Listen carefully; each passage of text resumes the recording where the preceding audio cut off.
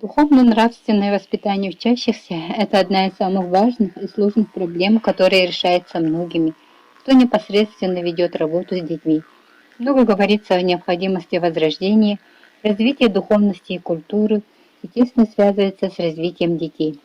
С самого малого возраста, если приобщить ребенка к общечеловеческим ценностям, то в него закладывается начало нравственности, патриотического духа, основы его индивидуального развития.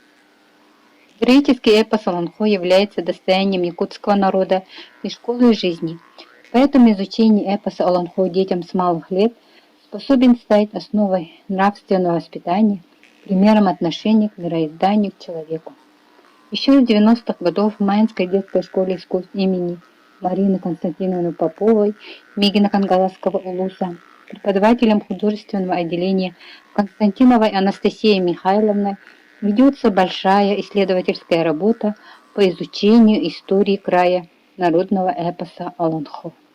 С 1994 года автор начала большой путь по изучению народного эпоса Аланхо с участием в республиканских конкурсах рисунков и вела тесную работу с методистами Министерства культуры Республики, в частности, с Шелковниковой Галиной Александровной. Благодаря ей каждый год ежегодно проводились конкурсы детского рисунка по теме Аланхо. По итогам этих конкурсов преподаватели и учащиеся заинтересовались темой и стали участниками издания книг «Нургун Батыр стремительный» в рисунках детей Республики Саха-Якутия под авторством Галины Шелковниковой 2005 года выпуска, Аланхо в творчестве детей, фонд развития 1998 года. Благодаря такой деятельности в авторе проекта зародилась идея продолжить работу по изучению материала по теме Аланхо. Нужно было искать и найти способы передачи, привлечения детей к изучению данной темы, которые бы не отпугнули ребенка от громадной по своей содержательности, объему и художественному произведению. Для этого была проведена работа по кропотливому изучению Аланхо автором проекта, чтобы найти ту ниточку, которая стала бы способом передачи всего объемного материала Аланхо. В 1998 году Анастасией Михайловной была составлена многолетняя программа по изучению истории Мигино-Кангаласского улуса. Учащиеся начали исследовательскую работу по истории родного улуса, в том числе и историю Аланхо в улусе, и запечатлели свое видение красками в своих рисунках. Далее была проведена работа по изучению жизни легендарного героя народа Саха Василия Манчары, также в контексте темы. По итогам деятельности был проведен конкурс детских рисунков уже республиканского масштаба на тему «Жизнь Василия Манчары глазами детей».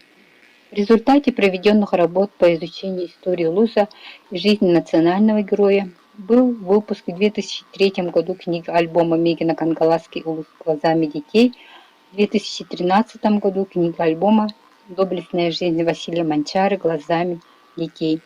Эти книги альбома получили большое признание читателей и были приобретены мгновенно учебными заведениями по республике. В годы десятилетия Аланхо преподаватели и учащиеся отделения начали тесно изучать тему, используя научно-исследовательскую работу. Постепенно четко и убедительно была освоена на практике методика работы, были намечены цели и задачи работы, которые требовала от учащихся качество подготовки материала, чтобы каждый ученик в полной мере мог использовать свой потенциал, фантазию и силы.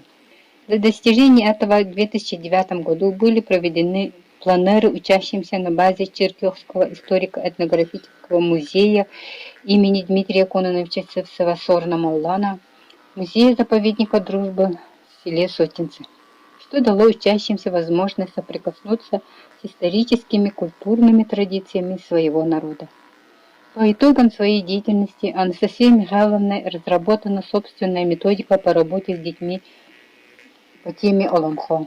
Суть данной методики – это, не нарушая стилистику произведения, взять самое ценное, суть произведения и путем изучения текста изобразительного искусства поэтапное приобщение учащихся к героическому эпосу, что вызвало интерес детей к пониманию ими идейно-художественного богатства материала. Чтобы достигнуть суть произведения, преподаватель в начале процесса изучения делает анализ текста Олонхо, затем передает своим учащимся в более понятной, облегченной форме. Приводим примеры последовательного изучения Олонхо детям. Первый шаг.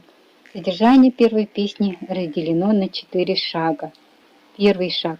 У Ирюн Артойон и у госпожи Аджунгасир родился сын, весь каменный, сулящий великие беды и несчастья.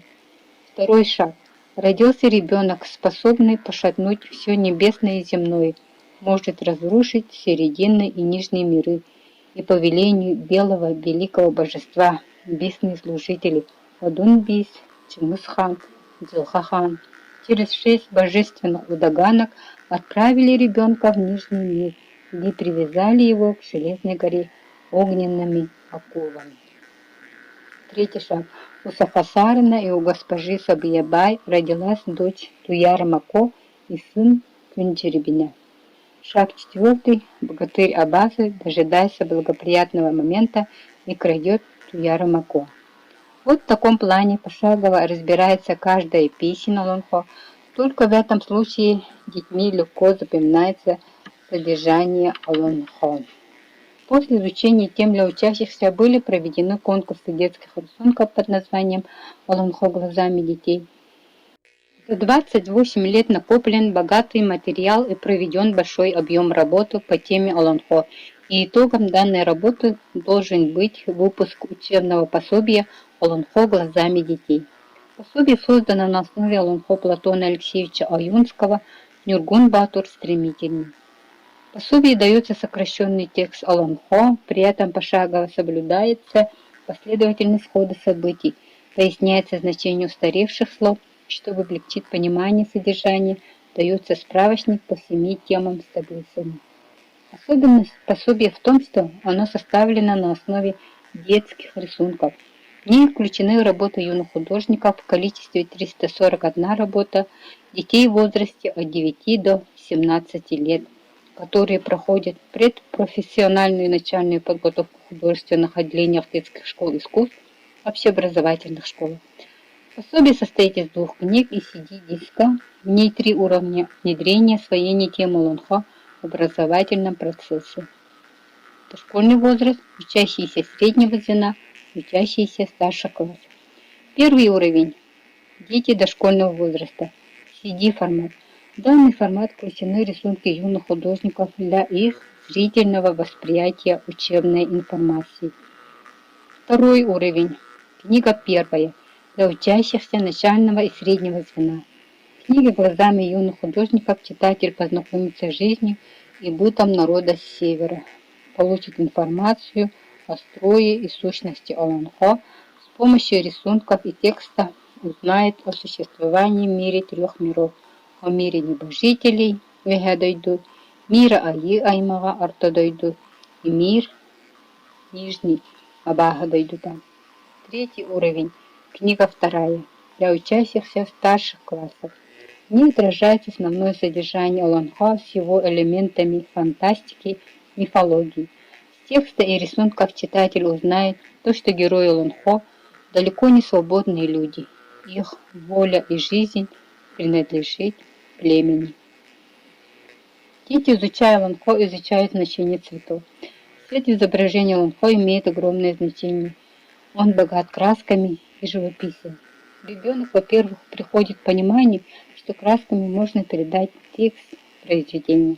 С помощью красок дети передают душевное состояние человека при различных ситуациях, о борьбе света и тьмы, добра и зла и о великом противостоянии всего человечества. Ребенок размышляет над заданной темой методом рисунка, свое мнение передает посредством красок. Этот метод учит ребенка умению слушать.